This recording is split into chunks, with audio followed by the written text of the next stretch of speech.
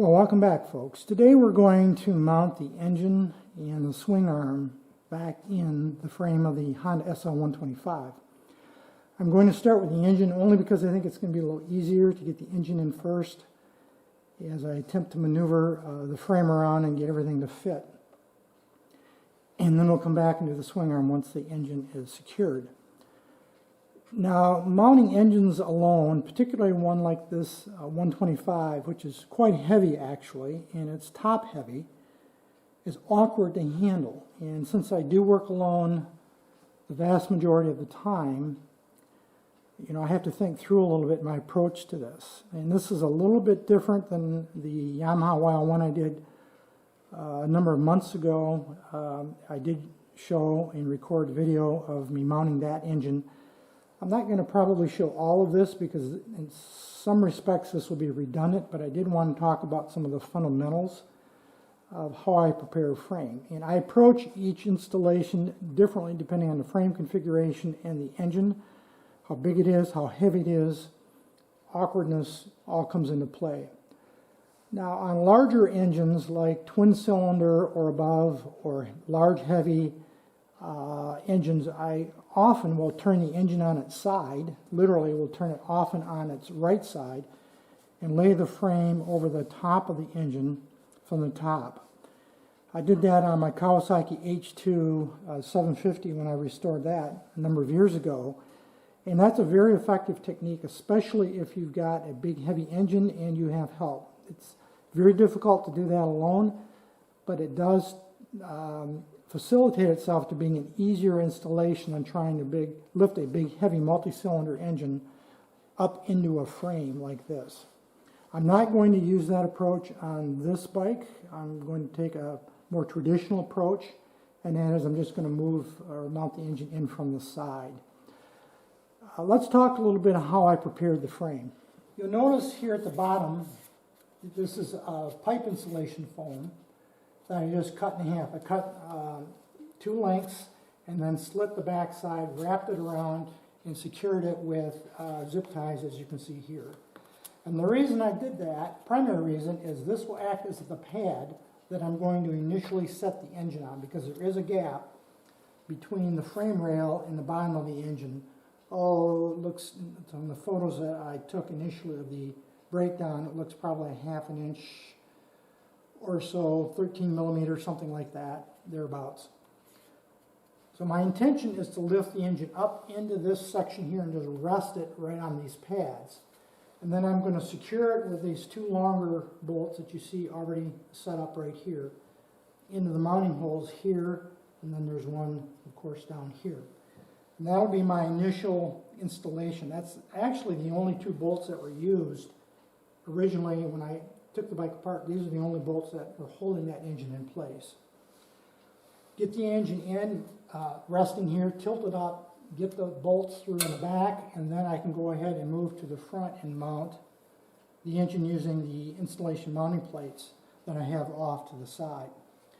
You will also notice how I have protected the frame here with tape, and I'm very anal retentive about that, and I'm proud of it. I admit that quite freely. I use masking tape first initially, and then I go over the top of it with a high quality duct tape. The reason I do that, this duct tape is very aggressive, and I don't want to take any chances of the duct tape pulling the paint off when I pull the tape. So I first use the blue painters or masking tape, which is much less aggressive. Then I go over the top of it with the other black tape, the duct type of tape, which is much tougher. This is a very tough tape. And I do that so that as I'm moving the engine around, the potential is that I'm going to hit something here with the engine, and I don't want to take a chance of scratching my frame that I put so much effort into painting. It's far easier and less stressful to protect your frame first. I protected everything virtually on the inside of this envelope, as you can see, that potentially could be struck by the engine, including along the top. Here are the front frame rails and around the back, just in case. If you don't do this, you run the risk of inadvertently banging the engine around, hitting your frame, chipping the paint, scratching it, and that will probably ruin your day. And tape is cheap and expensive, easy to apply, quick to apply. Same thing with these pieces of foam here. It's throwaway items, and it takes 10 or 15 minutes to prepare the frame, and it could save you some heartache later. The only caveat in using this approach is the potential is there that you could pinch or trap the tape in certain spots as you slide the engine in place, and then you can't get it removed. So you just have to pay attention to that when you're putting the engine in place and getting ready to bolt it up. But that's a small price to pay, paying attention to that and dealing with that when the time comes. I'm going to mount the engine, I believe, from the right side over here where I'm standing, so I'm going to lift it up into place. Again, rest it on these foam pads, then see how close I am to the mounting holes to getting the screws or bolts through. These bolts go through from the left to the right, like that. And I'm not going to worry about getting the lock washers and nuts on them initially. I'm just going to get them in place so that the engine can't move. Then I'll move forward and install the front engine mounting plates that we'll install in here. Once I've got everything in place in terms of nuts, bolts, and washers, then I'll start snugging everything up.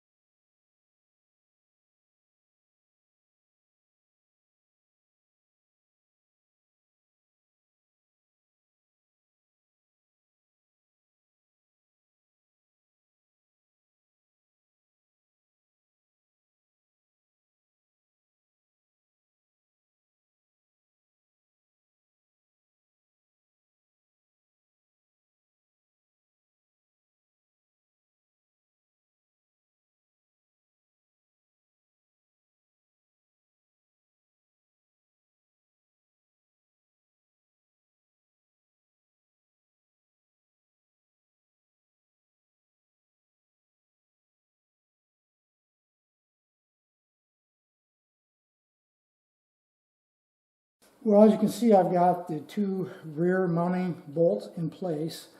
One change, I did move the engine or mount it from the right rather than from the left side. Didn't record that, but I just basically lifted it up in and rested it on those foam pads here, which worked out great. It was just about the right height. I had to just finagle it a little bit and then get these two rear mounting bolts started from the left. So the engine basically is in place now, you can see here. Now I'm going to figure out the configuration of these front plates that go down in here and continue on with the installation. Now we're going to install the front lower engine mounting plates that you see right here. And they will go something like that, with two bolts that go through, which I have laid out and ready to go. Hardware is all ready to go, and I've already applied anti-seize to it, and these will mount something like this.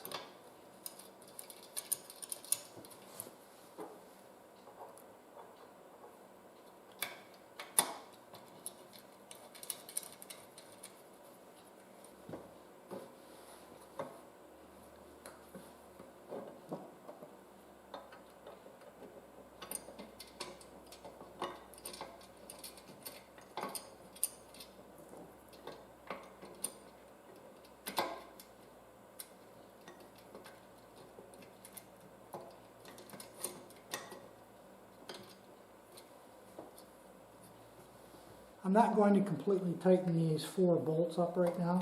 I want these plates a little loose so that as I install these actual motor mount bolts that go through those plates and into the front lower section of the engine, I have a little wiggle room.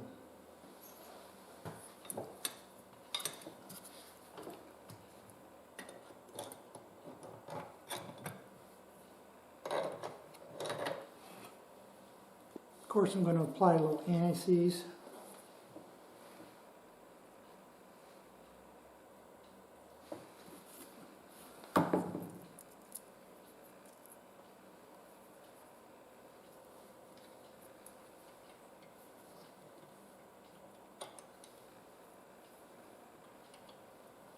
flat washer and lock nut, and then the finish nut.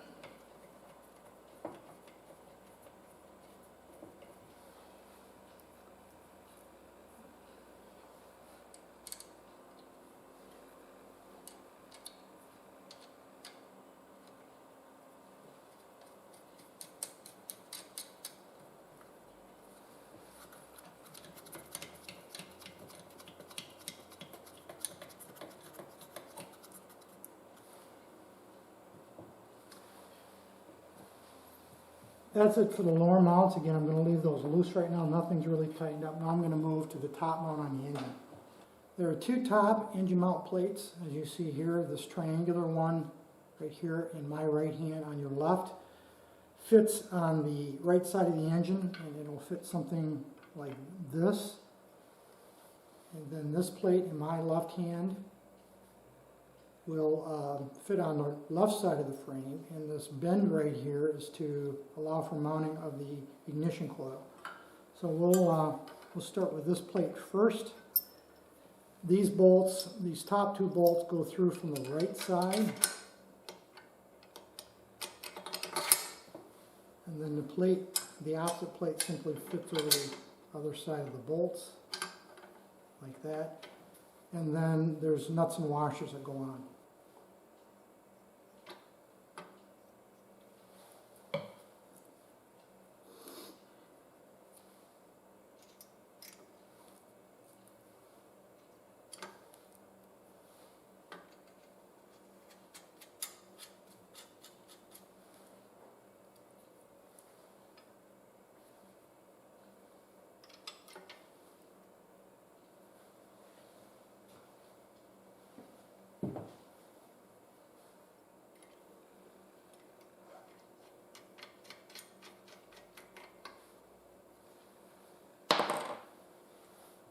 Now the bottom bolt will go through from the left side, just like on the rear of the engine.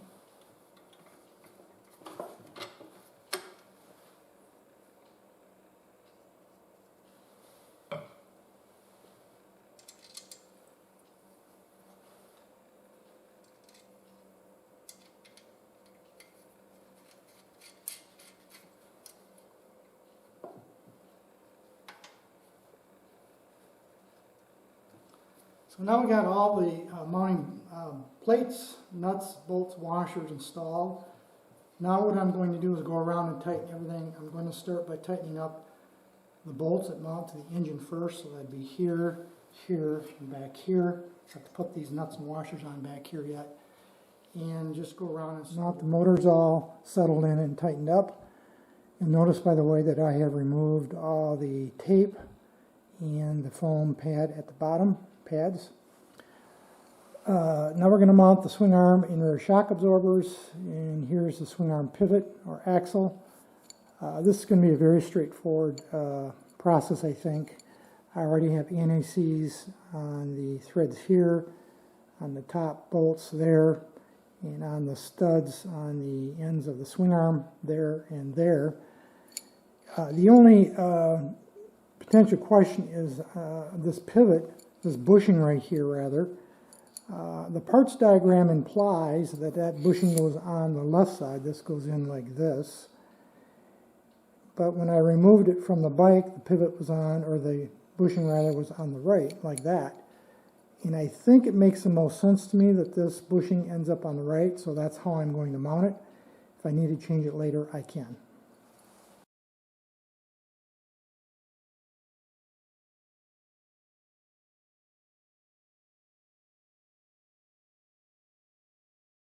There's a threaded portion on the inside of the frame here that this top mounting bolt for the shock threads into. It just spins in. There is no separate nut per se.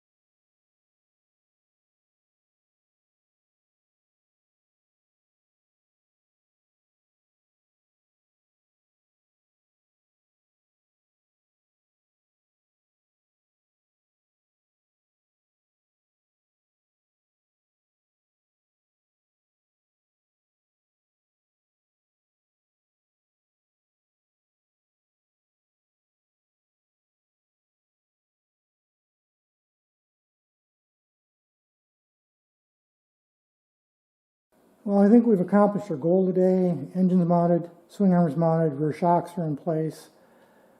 That's a pretty major milestone actually for this project. When you think about it, getting these major components back in mounted up.